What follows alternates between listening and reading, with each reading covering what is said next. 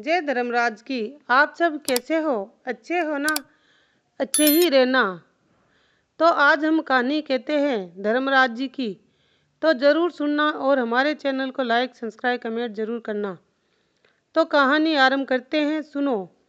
दो सेठानियाँ थी एक घर में। एक के घर में धन बहुत था, वह मन से कंजूस थी। दूसरी के पास धन थोड़ा कम था पर मन से बहुत अमीर थी।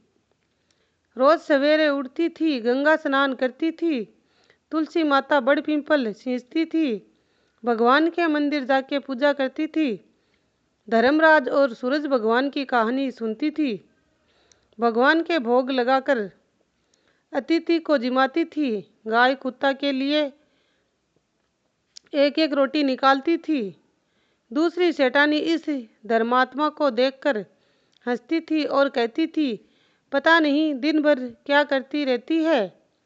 थोड़े समय बाद दोनों सेठानियाँ को भगवान का बुलावा आया और धर्मात्मा सेठानी के तो यमराज के विमान भेजा और दूसरी को दूत मारते ही ले गए। रास्ते में सेठानी बोली, मेरे को भूख लगी है। तो दूत बोले, किसी को कुछ दिया होगा तो मिलेगा। फिर बोली, प्यास लगी है। दूत बोले, किसी को पानी पिलाया हो तो मिलेगा।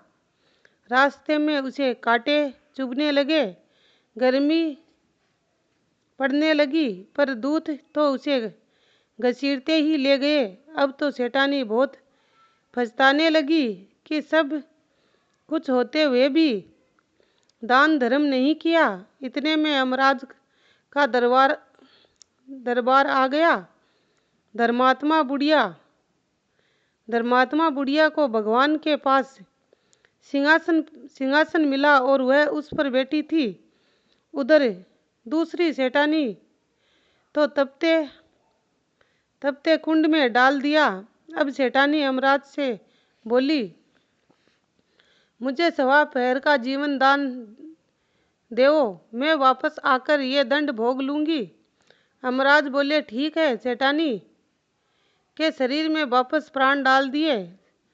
संसार में आते ही पंडितों को बुलाकर सेठानी ने धर्मराज की कथा सुनी, सब तरफ से दान धर्म किया। इतने में समय पूरा हो गया। अब के वार विमान आया 1.25 पहर के दान धर्म से सेठानी को स्वर्ग मिला। धर्मराज ने सेठानी पर कृपा करी, वैसे ही सब पर करना है। धर्मराज जी, जैसे सेठानी पर कृपा करी वैसे ही सब पर करना। कहानी सुनने वाले और कहने वाले सब पर जय धर्मराज जी की। आपको हमारी ये कहानी अच्छी लगी तो लाइक सब्सक्राइब कमेंट जरूर करना। जय धर्मराज जी की।